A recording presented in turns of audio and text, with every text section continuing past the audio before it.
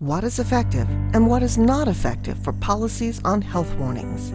Health warnings are the focus of Article 11 of the Framework Convention on Tobacco Control, the world's first health treaty. The International Tobacco Control Project, otherwise known as the ITC Project, led by an international team of investigators, works to evaluate tobacco control policies and their effectiveness. As part of the evaluation of the Framework Convention article on health warning labels, the ITC Project has released a report entitled Evidence and Recommendations from the ITC Project on the Framework Convention on Tobacco Control, Article 11, Tobacco Warning Labels.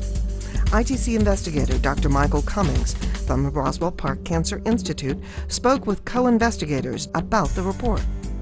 Dr. David Hammond of the University of Waterloo, Canada. Well, the general finding and almost universal principle, it seems, is that it's the really engaging warnings that evoke some sort of negative emotion. And for the most part, these are the really graphic pictures of the mouth or gangrene on the foot or rotting lungs, the ones that really give people an emotional charge. Of all the studies I'm aware of around the world, that is what smokers and non-smokers consistently say is most effective. It gets their attention.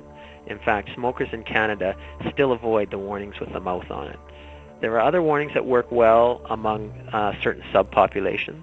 So, for example, many young women avoid the warning on pregnancy, and we found in Canada that the most commonly avoided warning among males was the impotence warning.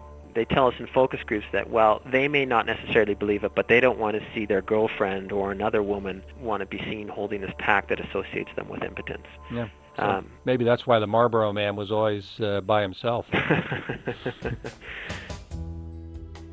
Dr. Ron Borland from the Cancer Council Victoria, Australia, offers insights into the findings. So in the U.S. we have, text warnings that haven't changed. You think that we should be changing the warnings?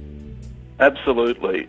We know from our work that the American text-based warnings, which are hidden away on one side of the pack, are noticed much less, are reacted to, importantly, much less than warnings that are on the main faces of the pack, particularly on the front.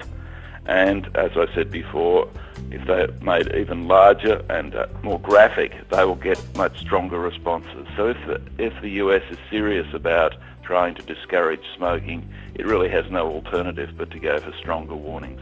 It is unconscionable to be selling cigarettes in packets that are bright and attractive without countering that with strong information about the harms that people are doing to themselves. Dr. Monsi Travers from the Roswell Park Cancer Institute, a health communications expert and co-investigator, also spoke about the study. So we're going to be conducting a study here in Western New York asking adult smokers and non-smokers, so 18 years and older, questions about what they think about different mock packs that we've created. And the packs differ. Some of them are different by the type of health warning that's on the pack. Some of them are different by the descriptor or the color or the label. And we're going to show people two packs and ask them different questions about what they think about the two packs based on how they differ.